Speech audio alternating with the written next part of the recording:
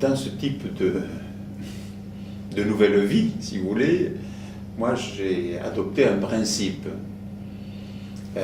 Anticiper au maximum dans son travail pour ne pas subir.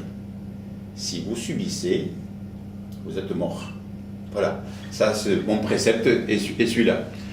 Donc, je connaissais, disons, les difficultés que pouvait, disons, encourir toute personne qui arrivait à la tête d'un exécutif. Même si l'histoire à l'intérieur du Conseil général nous permettait de bien connaître un très grand nombre de dossiers.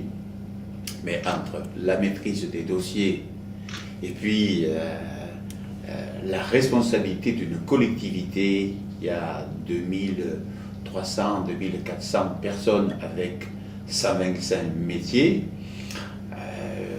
je dis que c'est quand même une démarche très, très prenante, voilà. Enthousiasmante mais prenante. Et puis ensuite est venue se greffer l'élection sénatoriale.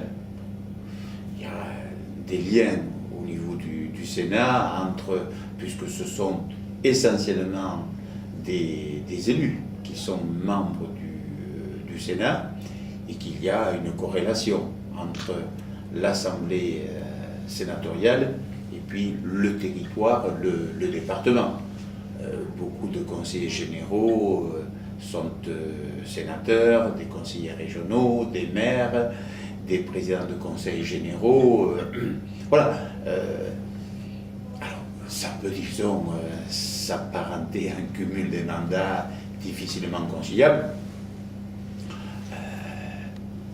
Tout dépend du sens que l'on donne à la démarche quotidienne d'une part, mais dans cette relation entre le Parlement et le Conseil général.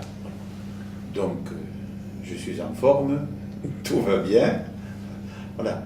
Mais il ne faut rien laisser au hasard, et cela demande beaucoup de mobilisation pour faire en sorte que rien ne traîne au niveau des dossiers. C'est pas que cela, c'est anticiper, préparer, mettre, disons, les choses en perspective.